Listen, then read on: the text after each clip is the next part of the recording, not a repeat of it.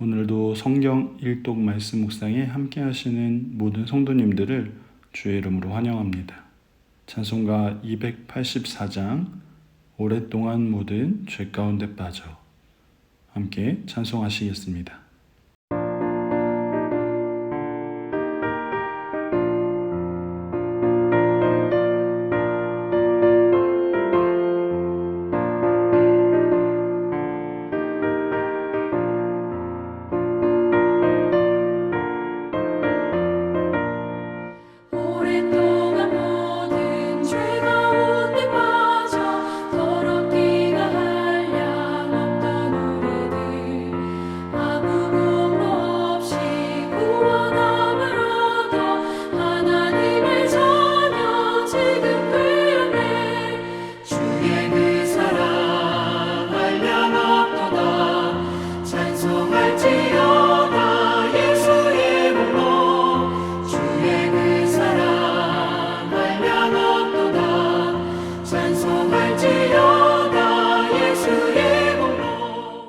오늘 함께 나눌 말씀은 신명기 18장 15절부터 17절 말씀입니다.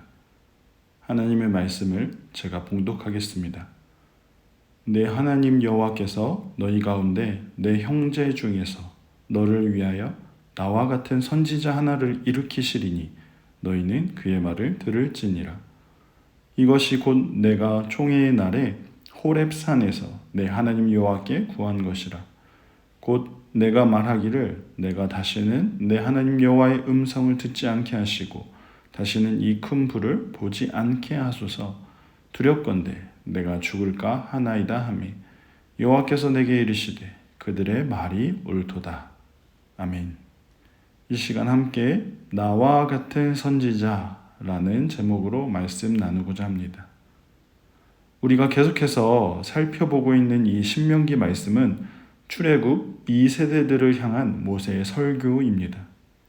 그 중에 오늘 함께 읽을 말씀은 16장부터 18장까지의 말씀인데 이 신명기 16장에서는 이스라엘 백성들이 반드시 지켜야 하는 세 가지 절기, 유월절과 칠칠절과 초막절에 대한 규례가 나오고 있습니다. 신명기 17장은 이스라엘 백성들이 가나안 땅에서 왕을 구하게 될 때가 올 것인데 그때 반드시 기억해야 할 왕의 모습에 대한 내용입니다. 그리고 18장에서는 가나안 땅에서 하나님의 나라를 세울 때 제사장과 선지자의 모습들에 대해서 나오고 있습니다. 모세는 지금 출애굽 2세대 이스라엘 백성들을 향해서 설교를 하고 있습니다. 이스라엘 백성들은 이제 곧 가나안 땅에 들어가기 직전의 상황에서 이스라엘 백성들을 향한 마지막 유언과도 같은 그런 설교를 듣고 있는 것이죠. 물론 모세도 당연히 하나님이 약속하신 젖과 꿀이 흐르는 그 땅에 너무나 간절히 들어가고 싶었습니다. 하지만 신명기 1장과 3장에서 우리가 읽었던 말씀처럼 모세가 간절히 가나안 땅에 들어가고 싶다고 간청하였음에도 하나님은 그만 족하다라고 말씀하시면서 모세가 가나안 땅에 들어가지 못할 것이라고 말씀하셨습니다. 하나님의 말씀처럼 자신은 비록 가나안 땅에 들어가지는 못하게 되었지만 가나안 땅에 들어갈 출애굽 2세대들이 하나님의 나라를 그 땅에서 세워가야 하기 때문에 모세는 이런 설교를 통해서 그들이 기억해야 할 모습들에 대해서 이야기하고 있습니다. 그래서 모세는 오늘 본문 17장, 18장을 통해서 왕과 제사장, 선지자의 모습들에 대해서 말씀합니다. 특별히 왕과 제사장과 선지자 이 세 직분은 당시 고대 사회에서 나라를 다스리는 지도자들이었습니다. 우리가 알다시피 창세기에 보면 아브라함 때 이미 아비멜렉 왕이 있었습니다. 또한 이방 나라에는 우상에게 제사를 드리는 모습이 나타나고 있기 때문에 그런 제사를 드리는 제사장도 있었고 선지자도 있었다라는 것입니다. 이스라엘에는 지금까지 이러한 역할들을 모세가 도맡아서 해왔지만 이제 가나안 땅에 들어가면 이 모세가 없기 때문에 이 이스라엘 백성들을 향해서 하나님 나라에는 어떤 지도자들이 세워져야 하는지, 또 그 모습을 통해서 하나님이 어떤 나라를 세우고자 하시는가를 모세가 설교를 하고 있는 것이죠. 먼저 17장 중반부에는 왕에 대한 내용이 나오고 있습니다. 이스라엘에는 아직까지는 왕이 세워지지 않았습니다. 왜냐하면 하나님이 왕으로 다스리시는 민족이기 때문입니다.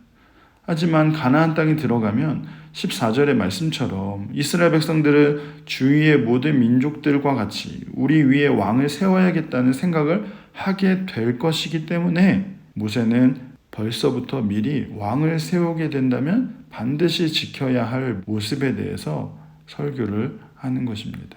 왕을 세울 때 반드시 지켜야 할 조건이 있는데, 첫 번째는 반드시 하나님이 택하신 사람이어야 한다라는 것이고, 그리고 이스라엘 형제 중에 한 사람을 세워야 한다라는 것입니다.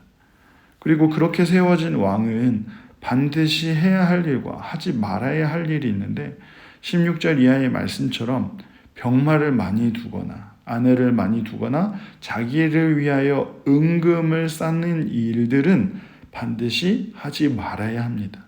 반대로 반드시 해야 할 일이 있습니다. 그것은 율법서를 옆에 두고 항상 읽어야 하는 것이고, 여호와 경외하기를 배워야 하며 여호와의 규례를 항상 지켜 행해야 한다는 사실입니다. 이렇게 왕이 세워져야 한다는 것이죠. 그리고 18장에서는 제사장과 선지자의 모습에 대해서 말씀하고 있는데, 먼저 제사장은 하나님께서 레위 지파 사람들이 가나안의 모든 지역에 흩어져 살면서 백성들에게 하나님의 말씀을 가르치며 또 하나님의 일을 하고 하나님께 봉사하며 살아가도록 특별히 레위인들을 제사장으로 삼으셨습니다. 그래서 레위 사람들은 분깃도 기업도 얻지 못하게 될 것이라 말씀하신 것이죠. 하지만 잊지 말아야 할 사실, 더 중요한 사실이 무엇입니까? 하나님이 그들의 기업이 되신다 말씀하셨습니다. 그들이 자신을 위해서 먹을 것을 위해 수고하지 않아도 하나님의 일에 충성하면 하나님이 그들의 모든 것을 책임져 주시겠다라는 약속입니다. 제사장들은 특별히 가나안 땅에 들어가게 되면 가장 중요하게 해야 할 일이 있습니다. 원래 가나안 땅에 살던 이방 민족들이 그들의 우상을 섬기며 가증한 제사를 드리는 것을 보게 될 것인데, 이스라엘 백성들은 그것을 절대로 본받지 않도록, 그래서 하나님 앞에서 그들을 다 쫓아내고 하나님의 백성으로 하나님이 원하시는 제사를 드려야 한다는 것입니다. 하나님의 나라가 세워지기 위해 제사장들이 더욱 힘써야 한다는 것입니다. 마지막으로 선지자의 모습은 무엇입니까?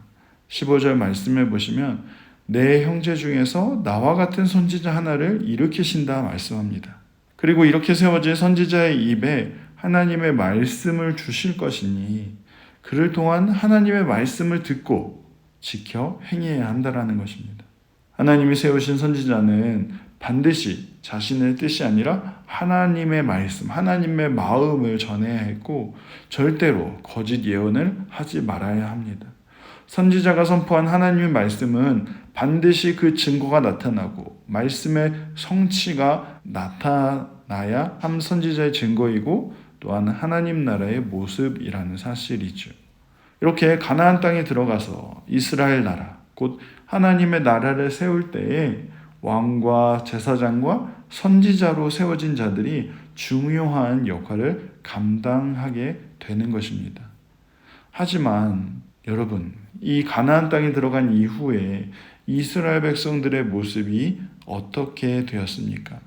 분명 그들은 가나안 땅에 살고 있는 이방 족속들, 우상들, 산당들을 다 없애야 했지만 이스라엘 백성들은 결코 그렇게 하지 않았습니다.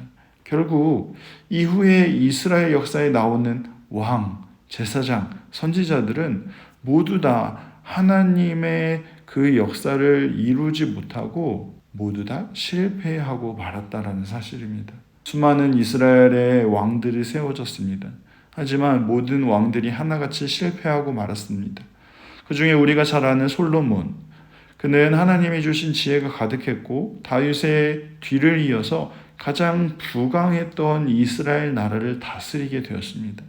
하지만 오늘 말씀처럼 자신을 위해서 하지 말아야 할 것들, 병마와 아내와 은금을 자기를 위해서 쌓게 되었고, 결국 솔로몬 이후에 이스라엘은 두 나라로 나뉘어지고 말았다는 사실입니다. 또한 이스라엘에 수많은 제사장들이 세워졌지만 제사장들 역시 실패한 모습을 보여주고 있습니다. 여러분, 사사기 19장에 보시면 어떤 레위 사람이 유다 베들레헴에서 첩을 맞이하는 모습이 나오고 있습니다. 왕이 없는 시대에 자기 소견에 옳은 대로 행하는 이 레위 사람들, 제사장의 모습들인 것이죠. 얼마나 영적으로 무너졌는가를 보여주는 장면이고, 이 첩으로 인해서 결국에 민족 간의 전쟁, 이스라엘 11지파와 베냐민 한 지파의 전쟁이 일어나게 되고, 결국 베냐민 지파가 이스라엘에서 거의 다 사라져버리게 되는 그러한 모습을 나타내고 있는 것입니다. 왕과 제사장들과 마찬가지로 하나님은 또한 이스라엘에 수많은 선지자들을 세우셨지만 선지자들 역시 실패한 모습을 보여주고 있습니다. 선지자 역시 하나님의 말씀을 대언하는 역할을 감당해야 하는데 수많은 선지자들 역시 하나님의 말씀이 아니라 오히려 자신의 유익을 따라서 선포하는 거짓 선지자들이 너무나 많이 있었습니다. 하나님의 마음이 아니라 이스라엘 백성들이 듣기 좋은 말, 그들이 즐거워하는 말, 긍정의 말과 소망의 말만 전하는 거짓 선지자들의 모습들이었습니다. 이렇게 구약의 왕으로, 제사장으로, 선지자로 세워진 모든 사람들은 하나님의 나라를 온전히 세우지 못한 것입니다.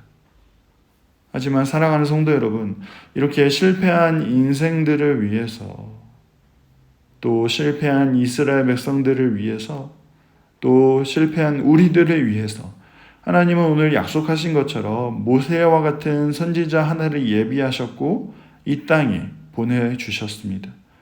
그는 이 땅에 오셔서 하나님이 요구하시는 왕의 모습, 또 선지자의 모습, 제사장의 모습을 온전히 이루신 것입니다. 그래서 사도행전 3장 말씀을 보시면 베드로는 설교하기를 또 주께서 너희를 위하여 예정하신 그리스도 곧 예수를 보내시리니 하나님이 영원전부터 거룩한 선지자들의 입을 통하여 말씀하신 바 만물을 회복하실 때까지는 하늘이 마땅히 그를 받아두리라 이렇게 말씀하고 있습니다. 모세와 같이 선지자 하나를 세우실 것인데 그분이 바로 하나님이 예정하신 그리스도 예수시라고 말씀하고 있는 것이죠. 예수님은 다른 제사장들과는 달리 자신을 영원한 산제물로 드려서 제사장 직분을 완성하셨습니다. 예수님은 다른 왕들과는 달리 자신들의 백성들을 끝까지 지키시고 끝까지 구원에 이르도록 일하고 계십니다. 예수님은 다른 선지자와는 달리 하나님의 마음을 선포하셨고 하나님의 일을 하셨고 기적과 표적들을 통해서 하나님을 드러내시고 하나님 나라를 선포하셨습니다. 이처럼 우리의 구원자 메시아로 오신 예수님은 이 땅에서 왕과 제사장과 선지자의 역할을 완성하신 것입니다. 그런데 여러분, 이러한 예수님의 사역이 왜 중요한 것입니까? 예수님의 이러한 세 가지 사역을 통해서 우리의 구원 사역이 완성되었기 때문입니다. 예수님께서 이루신 이 사역들을 통해서 우리의 구원이 이루어졌기 때문인 것입니다. 사랑하는 성도 여러분, 우리의 구원을 위해서 그리스도께서 이 땅에 오셨습니다. 그리고 그리스도의 사역을 통해서 구원을 완성하셨습니다. 그리고 우리를 구원받은 백성으로 세상으로부터 우리를 구원해 주신 것입니다. 그렇다면 그리스도의 사역으로 말미암아 구원받은 우리는 이제 어떻게 살아가야 하는 것입니까? 하나님의 나라를 세우기 위해서 모세가 출애굽 2세대들에게 왕과 제사장과 선지자에 대해서 오늘 설교했다면 오늘 이 말씀을 듣고 있는 이 시대를 살아가는 우리들은 그리스도께서 이루신 그 사역들을 기억하면서 우리는 우리가 거한 모든 곳에서 왕같은 제사장으로 하나님 나라를 세워가야 한다는 사실입니다. 그리스도께서 그 모든 사역을 다 이루셨기에 우리는 이제 그리스도를 의지하여서 또한 그리스도를 본받아서 주님과 함께 하나님의 나라를 이 땅에 세워가야 한다는 것이지요. 사랑하는 성도 여러분, 오늘 우리는 왕같은 제사장으로 모두 다 부름을 받았습니다. 이 모든 사역을 완성하신 그리스도 때문에 또한 나를 구원하신 그리스도 때문에 오늘 우리는 우리가 거한 모든 곳에서 왕같은 제사장으로 살아갈 수 있다는 사실입니다.